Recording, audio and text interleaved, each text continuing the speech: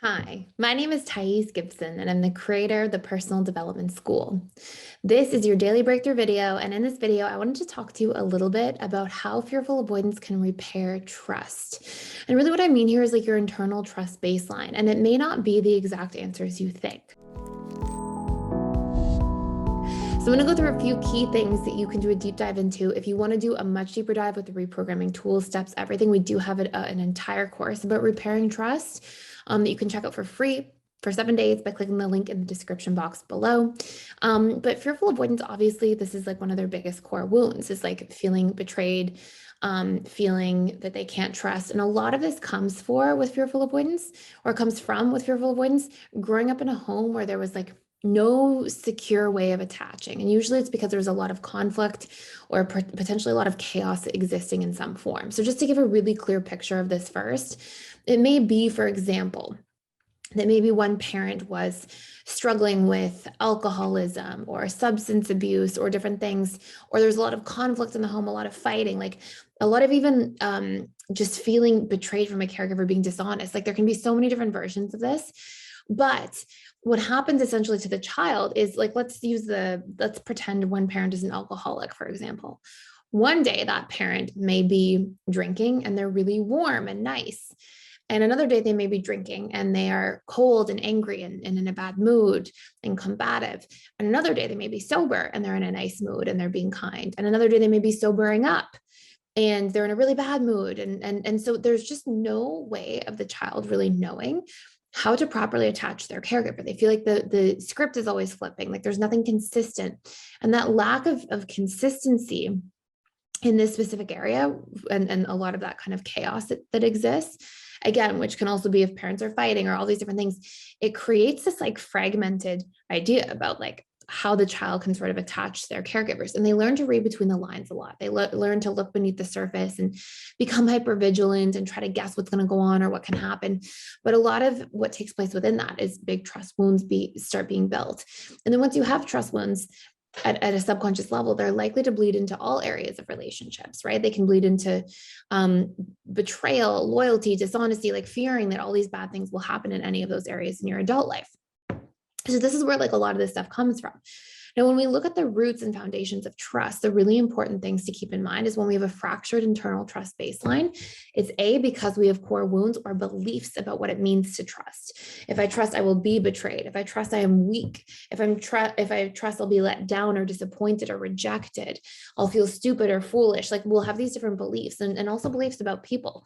People will change their mind over time. People are unpredictable. Like we'll have all these different belief patterns. And until we actually work to reprogram those beliefs at a subconscious level and do the internal work, they will show up over and over again in our external experiences. The moment a pattern changes, rather than, with a partner in a relationship, rather than being like, oh, the person's pulling away. Maybe they're tired. Maybe they have an unmet need and we need to talk. Maybe we have different expectations. Like rather than assuming that there could be a miscommunication or something small, usually the FA mind goes to the worst, right? Like I'm being betrayed, something bad's happening, people aren't loyal. Like we jump to those conclusions because the subconscious mind is designed to focus on worst case scenarios so it can protect us from them. So your subconscious thinks it's keeping you safe, which maybe at one level is true, but emotionally it can cause havoc in a relationship. So we get these trust wounds based on that. We have to do internal reprogramming work on those trust wounds, number one.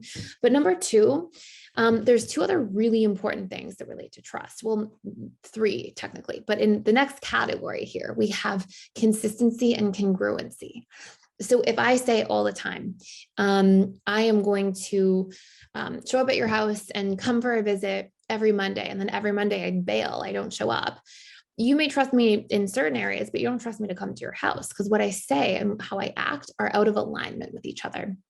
And this really fractures trust in relationships. Same with inconsistency. It's like if you need me to call you because I'm a friend or a loved one or whatever it might be, and you express a need to be called on the phone once a week, and then I sometimes do it, but then usually don't, but then sometimes kind of do for a couple of weeks and then really go missing for a few months, like then there's a lack of consistency there, which can also breach trust.